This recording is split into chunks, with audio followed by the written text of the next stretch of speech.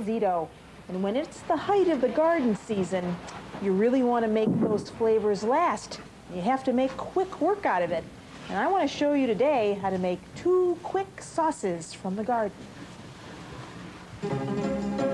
Emilio, ciao.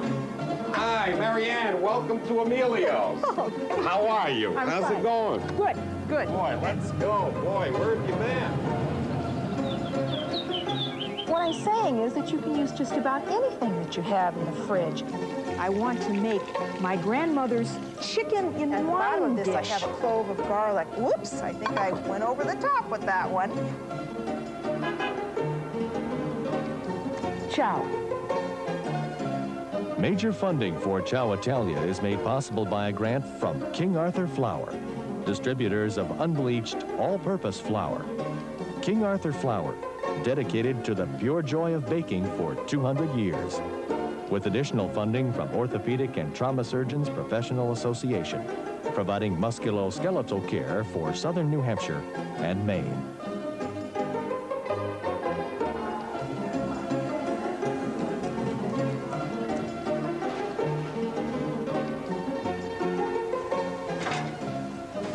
Yeah, that's gonna do it, 2 pounds. You know, that's a melanzane in Italian. Nope, didn't know that. Today, I'm in Concord, Massachusetts at the Hutchins Farm, and I'm with John Bemis, one of the owners. And John, everything here is grown right here, right? That's right, we grow everything here. Well, I want to start right here with this fresh basil because that's a beautiful looking bunch. Now, how do I get basil to grow like that? Well, the 2 keys are one that you keep picking it. You want to cut it back all the time. And the other is to keep planting it. Yeah, you know, in Italy, this has a very long growing season because this likes hot weather. But here, of course, it's shorter. You get much better flavor with hot weather. Yeah. How do you like to eat this? Well, I like to eat it raw. Yeah, you know, this is do you mind? This has a very that's fine, always. pungent flavor. Yeah, it's great. And sliced on tomatoes, also in pesto. My wife puts pesto on potatoes. Pesto on potatoes? I make a pesto, but I never put it on potatoes. That's a novel idea. Well, I bet you your pesto would taste good there. Yeah, well, I got to get some of that because I plan to make some pesto. And these tomatoes, these look great too, and that's a perfect accompaniment to basil. But what kind of variety have you got here? Well, these are just a disease-resistant variety. Most of the tomatoes that we grow today are pretty pulpy, so that although we don't have plum tomatoes out yet, you could use any one of these tomatoes out here, the smaller or larger. Yeah, I use the plum tomatoes for my sauce, but that's a nice looking tomato. Now, how long do you cook your sauce when you use this for sauce, don't you? We use, as long as it's a little riper than this, but we'd use them. And so how long do you have to cook it? well, we cook ours 6 to 8 hours. 6 to 8 hours to cook tomato sauce? John, I got to fill you in. You know, you can make a tomato sauce with this tomato or a plum tomato that just takes very little time. So you need to go nella cucina with the rest of us, or I'm going to show you how to make quick sauces using fresh basil and tomatoes like that.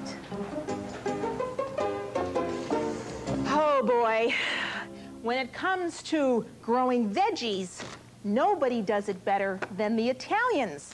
And no Italian would be caught dead without his or her share of plum tomatoes. Whoops, almost lost that one. Pomodori in Italian. And fresh basil, that's called basilico. And today, I'm going to make 2 quick sauces for you using both pomodori and basilico. And I'm going to start with basil. And basil is a pretty fickle plant, but it grows very easily all over Italy, and the southern Italians really love it in tomato sauce.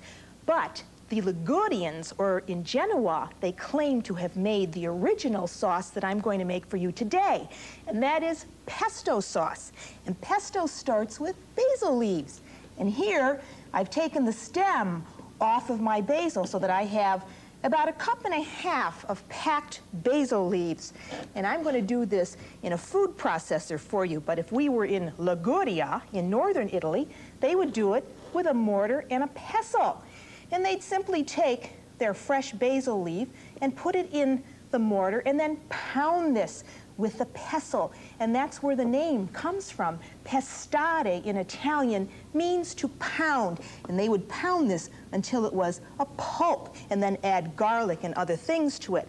But a lot of us don't have that kind of time, so I'm going to do it for you in a food processor, but you could do it in a mortar with a pestle, or you could do it in a blender. So in go my fresh basil leaves, and now basil has a rather peppery flavor, and I love it in a lot of things, but with this pesto sauce, you're going to be able to do a number of things. And then we want to have, about 3 heaping tablespoons of good Parmesan cheese.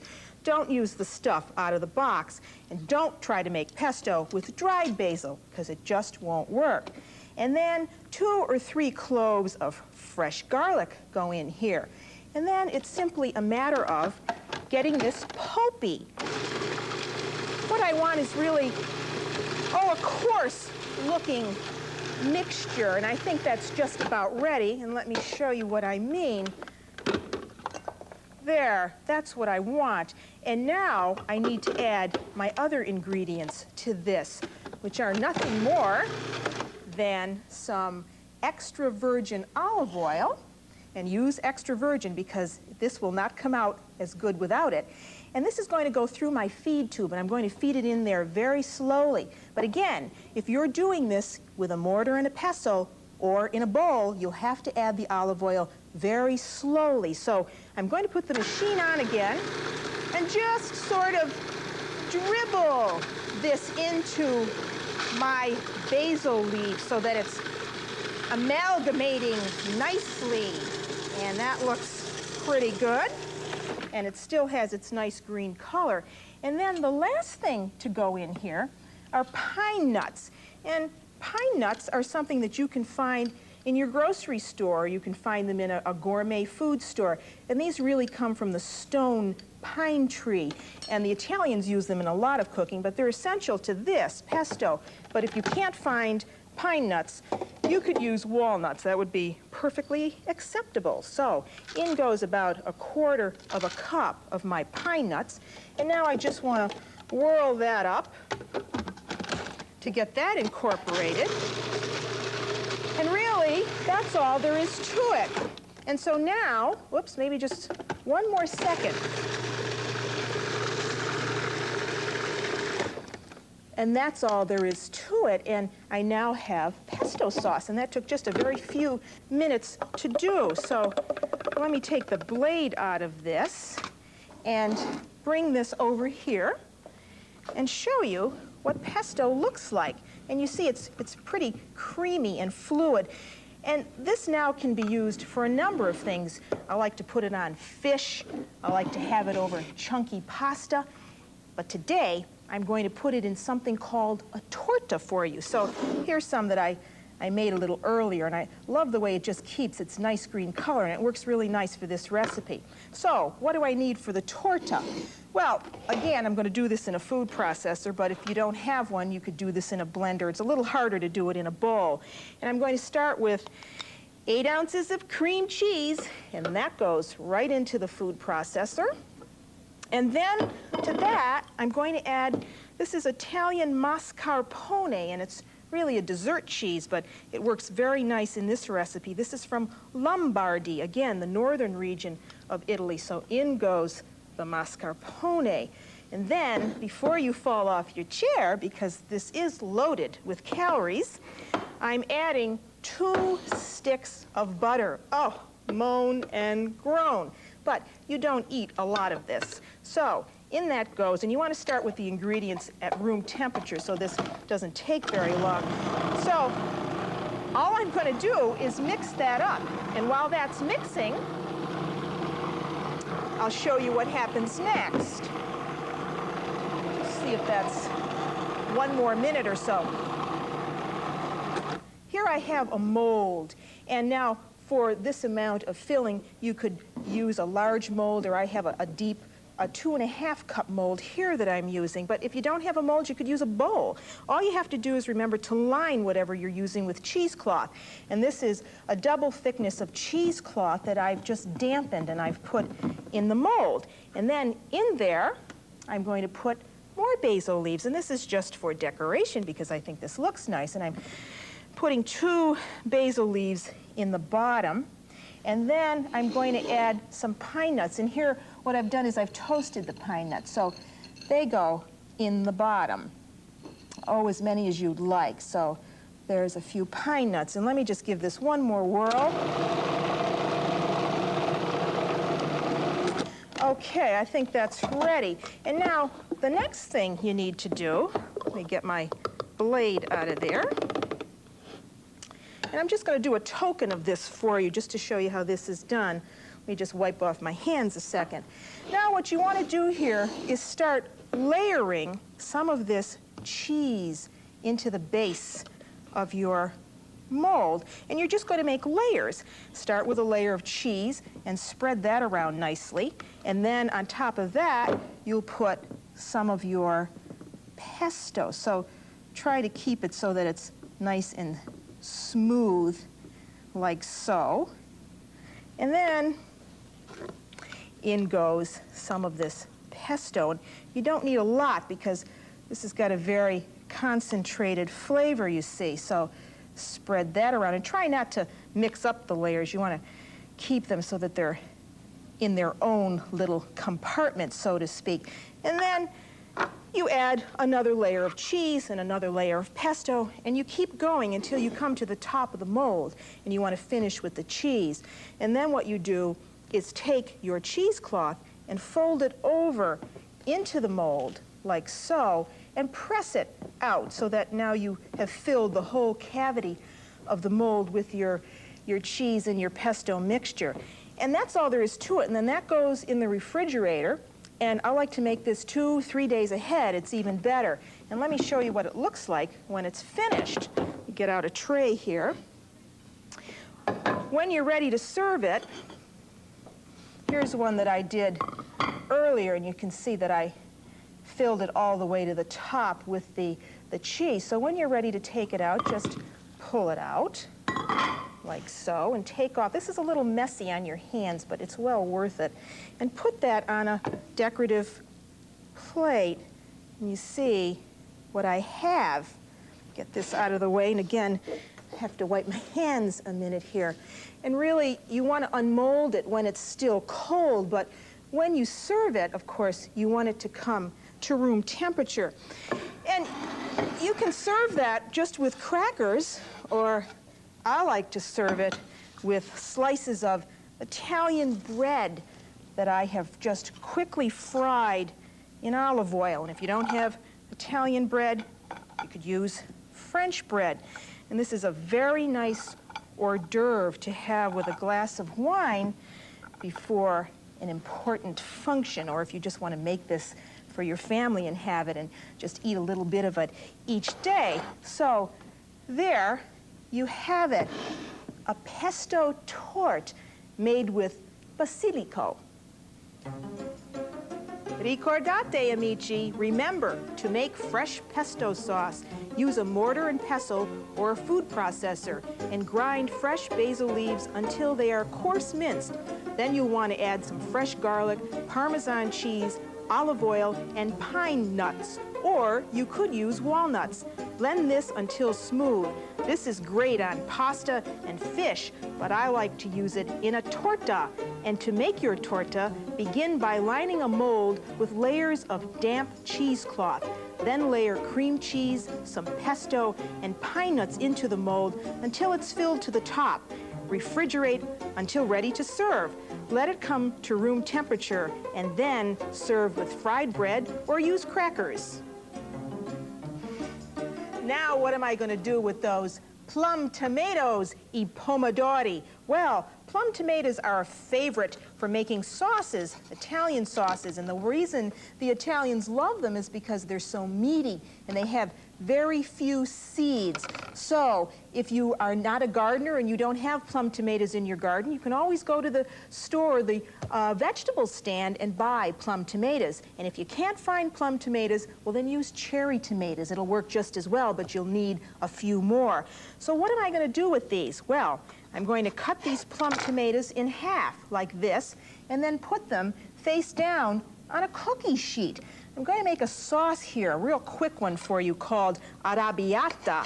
And that means hot in Italian, or mad. And you'll see why in a few minutes. So there, you want to cut up your plum tomatoes and put them on a cookie sheet. And I found that 7 half plum tomatoes equal 1 cup of cooked sauce. I measured it myself. So if you want to make more, you can double the recipe. So this goes into a 350 oven, and you want to let these cook, about 15 minutes or until they're soft. And I have some that I cooked a little earlier. And you can see what I mean. These are pretty soft now. And this is so simple. I don't understand why people feel that they have to take the skin and the seeds out of tomatoes, because I really like all of the flavor to stay in my tomato, including the skin and the seeds. So now you see what I'm doing. This is going into the food processor, and I've made a double batch here. And if you don't have a food processor, you could do this in a blender, but it would be a little hard to do it in a bowl by hand. So in the food processor it goes, and I just want to get that smooth. I want to make sure that the skins are all pureed along with the tomato. And this will take you about, a minute or two. And let me just see, and I think that that's just fine. So we can take it off, and I think you can see that there, but that's really pulpy. So now we're not finished, because now we're going to put this into some olive oil, and I'm going to put a little olive oil, I'd say about 2 tablespoons of olive oil into a saucepan, and turn up the heat a little bit, and then have ready some minced garlic, and I've got 2 hefty tablespoons of minced garlic. And again, there's no set rule to this. Just put in what you like. I'm going to put in a good 1.5 tablespoons. And really all you want to do here is flavor that oil with the garlic. You don't want the garlic to burn. That's really critical to remember. Never let garlic burn. And then when it's soft, you can add the arrabbiata part, which is hot red pepper flakes. And I really like my sauce hot, so I'm going to add a good teaspoon. But if you're really not into real hot things, well, then add less, 1/4 teaspoon or whatever. And again, you don't want those red pepper flakes to get too brown, because then they will burn the olive oil, and then you won't have a sauce that tastes very good at all. And then you can put in your tomatoes. I'm just going to stand back and turn this down a little. Whoop, turned it off. There we go. There. Now that that's settled, and you want to cook this on low heat, for about 5 or 10 minutes. And really, that's all there is to it. And then just correct the seasoning by adding some coarse black pepper, maybe a teaspoon of that, and some salt. So that's a really quick sauce. And then when you're finished with this, you see, it's nice and smooth just the way it is. But if you feel you want to take those seeds out of there, then what you can do is just strain it a little bit. And to do that, simply put it through a strainer. And I often don't think that this is a necessary part of this, but if you want to be a real purist about this, then you can strain this out. And I just want to show you how very few seeds there are in here. And I had on that cookie sheet, a good 2.5 pounds of plum tomatoes. So out of all those tomatoes, I just had really about a good 2 tablespoons of seeds. So that's all you need to do. And then, let me just get this out of the way. That's what you're left with, a fairly nice, smooth sauce. Now, what do I like to put that on? Well, I like to put it on a chunky kind of pasta, but I need to add one more thing to this, and that is some fresh basil. And really, when you're using fresh basil in anything that you're cooking, you should really put it in at the very end, because basil is very susceptible to heat, and it loses its oils very quickly. I learned that in cooking school in Italy. So in goes some fresh basil into my sauce and just mix that up. And then that could be served on a chunky pasta like this, or you could even put this into a calzone. So I'm just going to pour a little bit over that just so that you can see what I've got here. And you know, this is something else that a lot of people don't know, that the Italians do not drown their pasta in sauce. They simply lightly coat it. And I'm the one who loves to just drown my pasta in sauce, but when I'm in Italy, I'm very careful to be sure that I eat it like the Italians. I never add extra sauce. So there it is, and if you want to add extra basil to that, you could. So now you have a quick sauce, a pasta arrabbiata made with plum tomatoes in less than 15 minutes. Ricordate, amici, remember to make that hot arrabbiata sauce. Slice up some plum or cherry tomatoes in half and bake them on a cookie sheet till they're soft, about 10 or 15 minutes. Whirl them smooth in a food processor or a blender. Meanwhile, soften some garlic in olive oil in a saucepan and add some red pepper flakes and then your tomatoes. Cook for about 5 minutes and then correct the seasoning with salt and pepper to taste. Then, if you wish, you can strain your tomatoes through a strainer. At the end, add some fresh basil and you're done. Now serve this over a chunky pasta. And now I have time, I think, for just about one more quick sauce. And this one doesn't come from the garden. It comes from the mind, and it was developed in my kitchen. And it starts with butter. And here I have a stick of butter melting in a frying pan. And to that, I'm going to add some minced garlic, about a good tablespoon. So that goes in, and we just want to flavor the butter with that. And while that's flavoring, I'm going to tell you a little bit about what I'm going to add to this recipe. Here I have some fresh scallops. These are cappe in Italian, and these are the large sea scallops. And I've cut them in half so that they're not so big. The Italians prefer to use the tiny bay scallops, but today I'm using these. And what I need to do to these is blanch them or poach them in boiling water just for a minute until they look milky like these. So I'm going to take these raw scallops and just plop them into boiling water and let them cook for about a minute.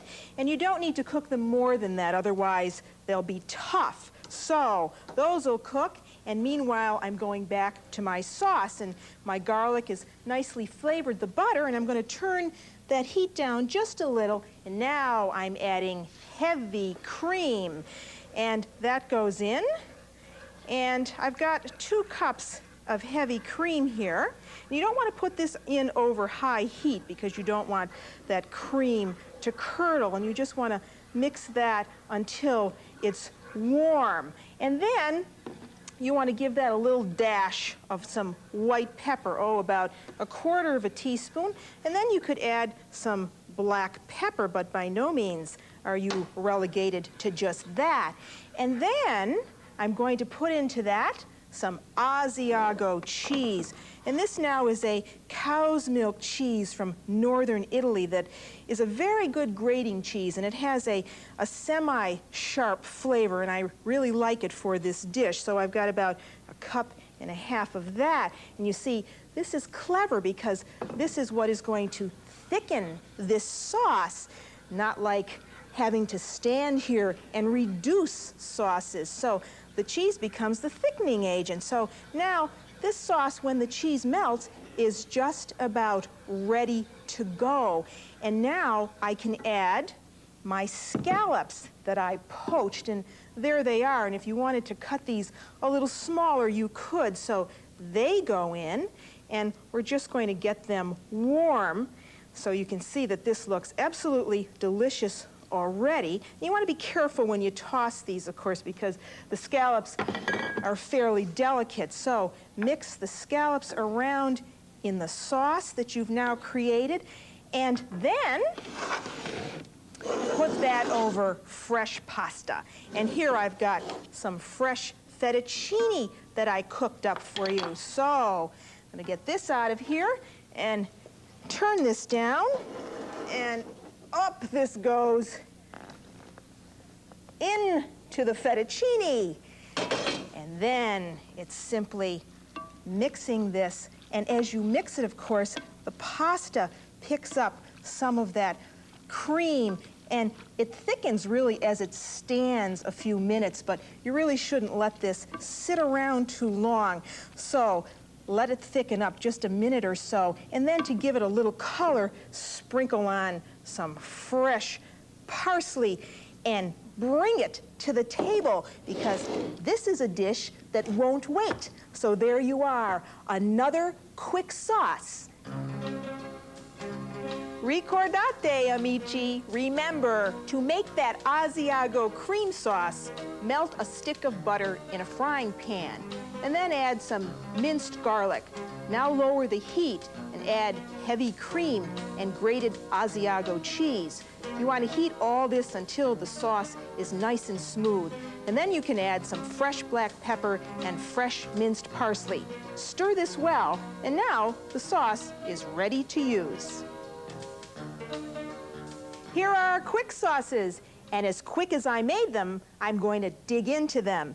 Here is our pesto torta, and I want to cut into this and show you what this is like. So let me just take a piece of my fried bread here and put that on my fried bread, and look at that, how beautiful that is. So that's going on there for later. And then our arrabbiata sauce that we made with those pomodori freschi, our fresh plum tomatoes that is laced with a little bit of hot red pepper. And now they're over some chunky rotelle.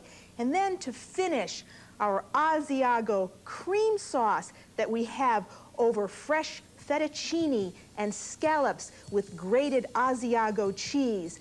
There you are, 3 quick sauces, le salse pronte. Ciao.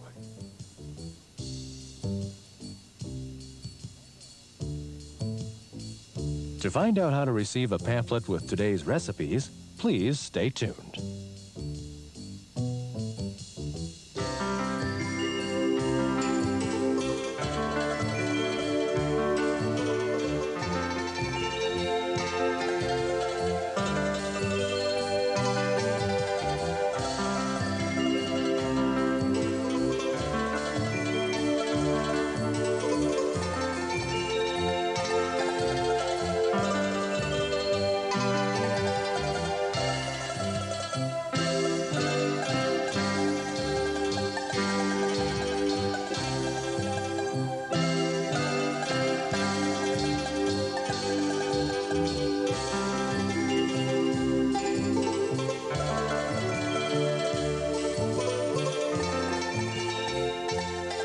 Major funding for Ciao Italia is made possible by a grant from King Arthur Flour, distributors of stone-ground whole wheat flour.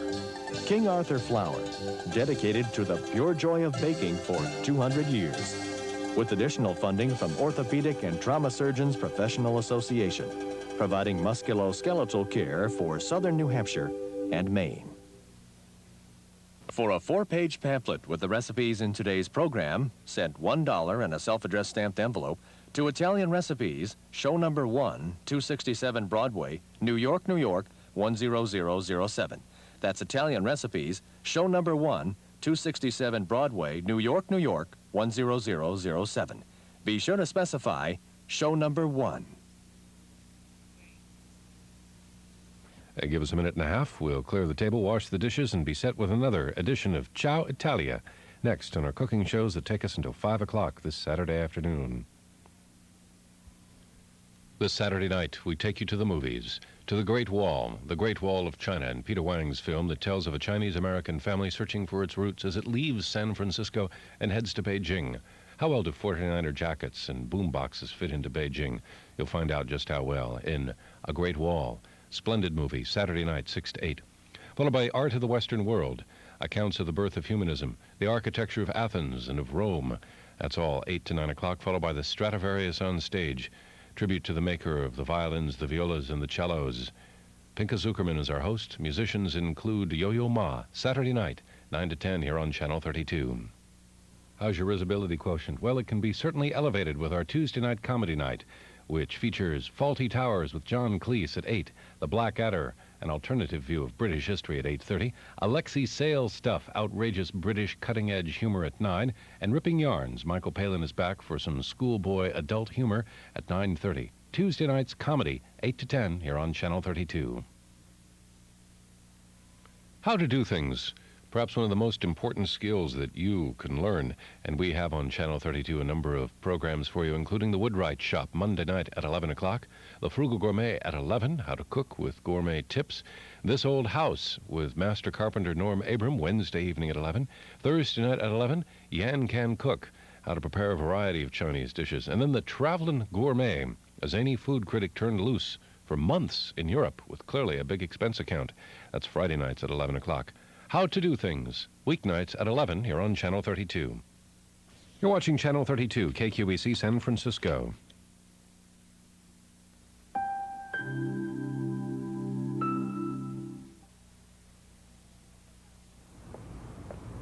Ciao, I'm Marianne Esposito, and today I'm in the old port city of Portland, Maine, where ships have been bringing new and old flavor ideas for many a generation.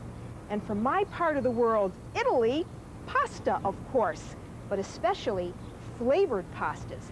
And some of my favorite include Parmesan pasta, or how about black pepper pasta, or chestnut pasta. Well, here in the Old Port neighborhood, I know a cook who makes flavored pastas just the way I enjoy them. Emilio, ciao. Hi, Marianne. Welcome to Emilio. Oh, How are you? I'm How's fine. it going? Good, good. Boy, let's go. Boy, where have you been? I bet you thought I was going to do this in the pasta machine. Well, surprise, surprise. I had to listen to my grandmother in order to figure out how to do this too. So when I get up bright and early and run to the refrigerator. Ciao. Funding for Ciao Italia is made possible by a grant from Orecchio Cheese. For generations, the Big A, topped by an anchor, has been the symbol of our commitment to quality and consistency. Orecchio, classic Italian cheeses. And King Arthur Flour of Norwich, Vermont, distributors of unbleached all-purpose flour. King Arthur Flour, dedicated to the pure joy of baking for 200 years. The Old Port District of Portland, Maine is a maze of narrow streets that lead down to the waterfront of Casco Bay. What had been block after block of 18th century